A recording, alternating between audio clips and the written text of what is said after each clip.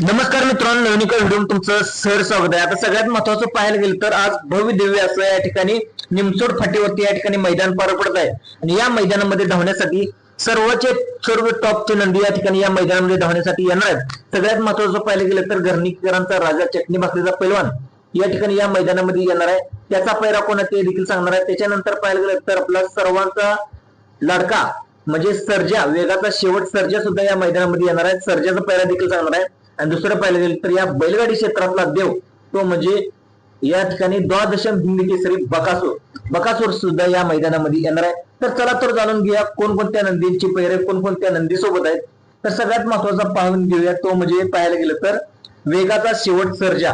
मित्रांनो, वेगाचा शेवट सर्जा धावणार आहे ते म्हणजे जो आपला छोटा बलमा आहे, छोटा बलमासोबत आपल्याला जो अभिजित भैया पवार यांचा जो वेगाचा शेवट सर्जा आहे या ठिकाणी पडणार आहे। दुसरं पाहायला गेलं तर आपला घरणीकरांचा राजा या मैदानामध्ये येणार आहे, पण त्याचा पैरा अद्याप समजू शकला नाही, पण 100% या मैदानामध्ये येणार आहे।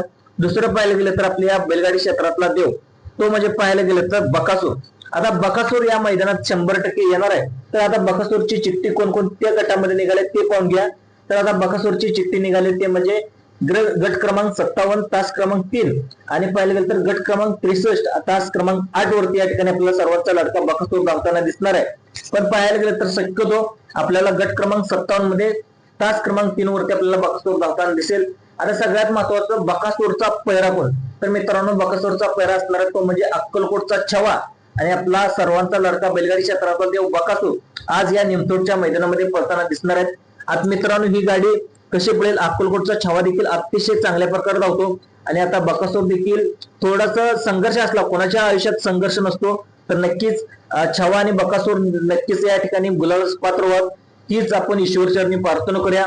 तर ईश्वर चरणी प्रार्थना करण्यासाठी आपल्या युट्यूबला एक लाईक आणि जास्तीत जास्त युट्यूबला सबस्क्राईब देखील करून ठेवा। अशीच बकासूरचे अपडेट सर्व बैलगाडी क्षेत्रातील कोणताही एखादा गरीबाचा नंदी या ठिकाणी अपडेट देण्याचा मी प्रयत्न करणार आहे, त्यामुळे चॅनलला नक्की तुम्ही सबस्क्राईब करून ठेवा। धन्यवाद।